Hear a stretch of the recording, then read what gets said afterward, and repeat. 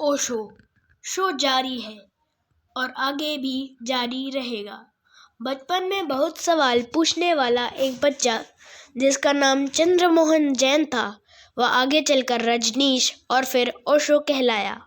तारीख 19 जनवरी वर्ष 1990 को उन्होंने मात्र 58 साल की उम्र में इस दुनिया को अलविदा भले कह दिया हो, लेकिन पुणे के उनके निवास लाहो जू हाउस में उनकी जो समाधि बनाई गई उसके पत्थर पर उकेरा गया ओशो, जो कभी न पैदा हुए न कभी मरे।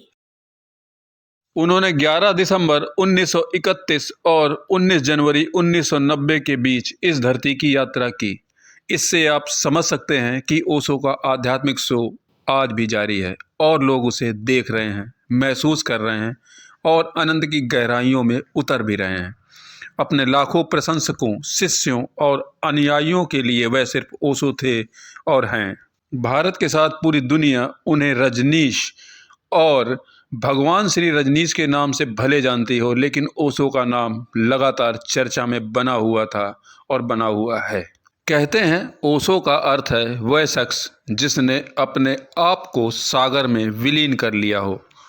ऐसा सच भी लगता है। उन्हें दुनिया से गए 3 दशक से ज़्यादा बीत चुके हैं, लेकिन इसके बावजूद उनकी लिखी किताबें आज भी धड़ल्ले से बिक रही हैं।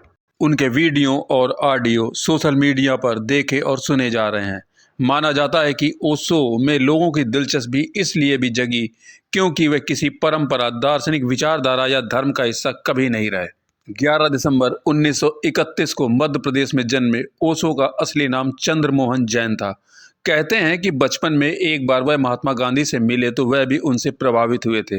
जब 1951 में चंद्रमोहन ने बीए करने के बाद जबलपुर के हितकारणी कॉलेज में दाखिला लिया तो दर्शन शास्त्र के एक प्रोफेसर से उनकी ठन भी गई थी। यह विचारों की लड़ाई थी। बाद में उन्होंने कॉलेज छोड़ दिया।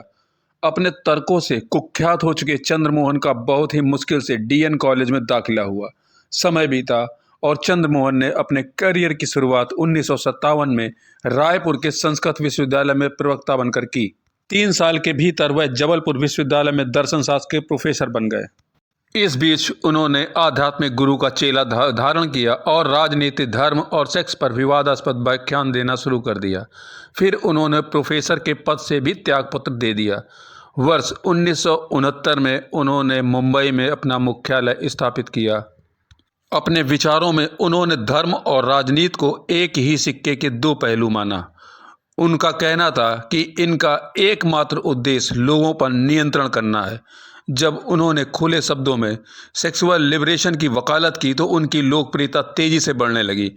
बाद में अपनी स्वास्थ्य समस्याओं के चलते उन्होंने पुणे में अपना मुख्यालय बनाया।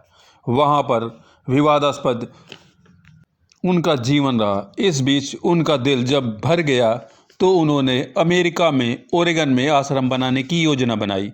तारीख 31 मई 1981 को वह मुंबई से अपने नए आश्रम के लिए अमेरिका रवाना हुए। उनके अनुयायियों में फिल्म अभिनेता विनोद खन्ना भी थे। बाद में प्रवासी नियमों का उल्लंघन करने के लिए उन पर मुकदमा भी चला तो 17 दिन अमेरिका में उन्होंने जेल भी काटी। इसके बावजूद उनका विवादों से नाता नहीं टूटा। किसी भी देश ने उन्हें शरण देने से मना कर दिया। विवादों के चलते अंततः उन्हें भारत वापस आना पड़ा और यहीं से चला दर्शन का यह सूर्य यहीं पर अस्त हो गया। पर उसका प्रकाश आज भी लोगों के दिमाग को रोशन कर रहा है। चाहे इस तथ्य पर कितना भी विवाद क्यों ना हो, सच यही है, ओशो का शो जारी है।